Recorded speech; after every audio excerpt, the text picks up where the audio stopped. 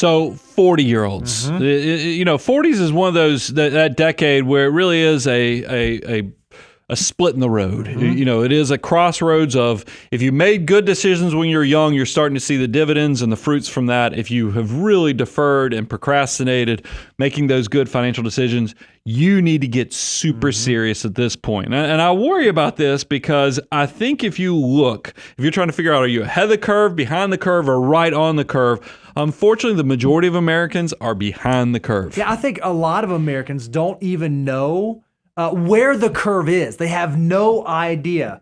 Almost 25% of Americans have said they have no idea how much they have saved for retirement. So you ask them, hey, what's your nest egg? How much is in your army of dollar bills? What do you have going on there? How much you have saved? And they go, I don't know. How can you possibly know if you're on track if you don't know where you are? One of the best things you can do is right now, today, start tracking your net worth. If you've never done it before, go to learn.moneyguy.com, download our net worth template, and start tracking your net worth so you can actually see, where am I at? Because you don't want to be an ostrich. Because whether you like it or not, retirement, old age, aging is going to come. You want to make sure that you're prepared for it. If you're part of that 25% that has no idea, you don't have enough. I'll just go ahead and just cut off the corner and tell you. I also think it's interesting is that people who get in this situation of the crossroads moment, they're behind, they procrastinated, they sometimes start looking for the shortcut to make up. They're losing the resource of time. So like, well, I'll just go be riskier. Maybe I should have bought Bitcoin. Maybe I should have done NVIDIA. They think about all these desperate decisions. Be careful trying to catch up by taking on more risk than you should for your age. Yeah, look, as a 40-year-old, you don't have the same amount of time that a 20 or 30-year-old has, but your dollars can still be so valuable. Brian, do you have the thing? Can you hold the thing? If you go to moneyguy.com/resource, I want you to check out our wealth multiplier, because one of the beautiful things it shows is even for folks in their 40s, your dollars still have juice. Your dollars can still work for you. So don't lose track of that. Don't lose sight of it. And the other thing you have to recognize, and this is going to be a little counterintuitive, because I think the average American screws this up, especially in their 40s. They begin putting the oxygen mask on their kids before they put it on themselves. All of a sudden, your kid starts getting on, like, hey, okay, I got to go buy that first car for them, and they need a nice car. And I got to make sure they're doing the camps, and I got to make sure they're doing the travel, and I got to make sure they're doing this, and they're going to college. Well, I didn't have the opportunity, so I'm going to send them to whatever.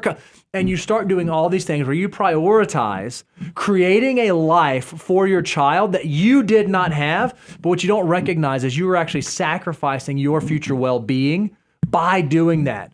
It is counterintuitive as parents, but we have to recognize that we need to make sure that we are on solid financial footing, a solid financial foundation, before we try to start supporting our children in their financial future. Yeah, I mean, your children will have options for college, whether it's grants, scholarships, loans.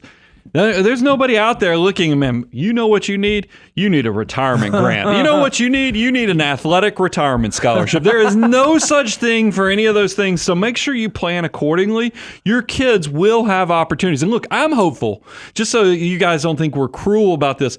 If you follow our financial order of operations, there is going to be an opportunity to save and invest for your children's education, but you're going to do it at the right time, the right place, to still maximize your best financial life. So let's talk about what are the folks in the 40s, what does their millionaire mindset look like? What are the behaviors they implement? Well, the first one is they've mastered the financial order of operations. Brian, we hold the thing up. Let me get to it. Now, mastered it does not mean that they've completed it. Mastered it does not mean that they've made it all the way to step 9. Mastered it means they understand they have a roadmap. They know where they are today, they know where they want to be in the future, and they know the steps that they ought to be taking to move there. So if you don't know the financial order of operations, go to moneyguy.com/resources and download your free copy and make sure you're following the tried and true steps to building wealth for the future. Yeah, I also want to tell you, I think a good behavior is that you're not waiting to figure out, are you ahead of the curve, behind the curve? You're actually an active participant in making sure you're planning. Think about like step 7 of the financial order of operations. Hyperaccumulation,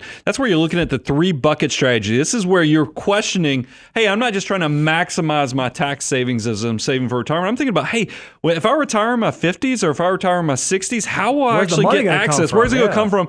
I like being specific about your plan and stress testing, creating a plan.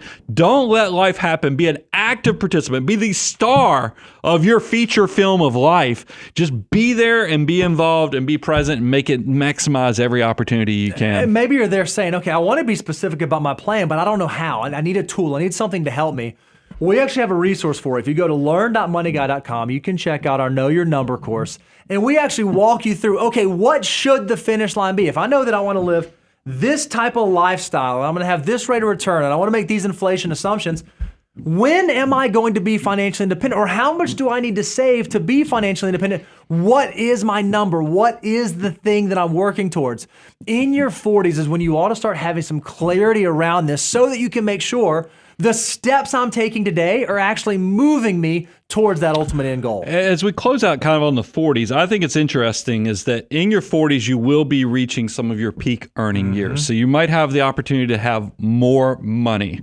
There's also, if you've procrastinated, you've probably recognized, wow, maybe I wasn't so disciplined in my 20s and 30s like I should have, but that's okay. I'm willing to be disciplined now because you realize I don't have as much time on my side. I have waited, but it's okay. This is the last stop on the 25% gross income savings rate can still move the needle in a very meaningful way in your 40s. You just got to get very serious with your discipline and putting your money to work so you can maximize the time that is left for the future. And because you still do have time, let's look at the actual numbers. Do you realize if you're a 40-year-old and you say, hey, I know that I need to save I don't have enough yet, but I want to save another $1 million by the time that I get to retirement.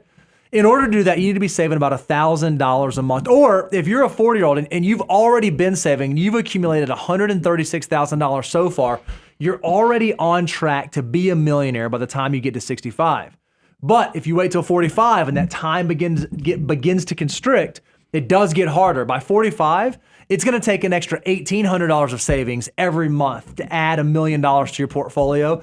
And by the time you get to 49, it's almost $3,000 a month required to get you to millionaire status. But if you've been doing the work you're supposed to be doing, if you've been saving, if you've been diligently building assets, and by 49, you've saved up at least $322,000 of investable assets, that lump sum has the potential to more than triple, to more than turn into $1 million by the time you get to retirement. Yeah, I think it is interesting when you look at these two columns and what they represent, the monthly investment starting from zero versus where your lump sum needs to be at this day. It is one of those things, if you have started early and done it often and maximized the value of time being on your side, you're going to find that those are the people who had started saving $100, $200, $300 a month, and now it's reaching this critical mass of multiple hundreds of thousands of dollars versus the person that maybe rock and rolled and lived that rock star life. You better hope that you did hit it with your peak earning years in your 40s because it's going to require it. It's going to require you to be very disciplined to maximize the opportunity that's left. If you want to know where you are, we have a resource, moneyguy.com/resource. You can see, am I on track to be a millionaire? How much do I need to be saving to hit millionaire status, or how much do I need to have saved? So if you have not checked that out, go to moneyguy.com/resources and check out that free deliverable.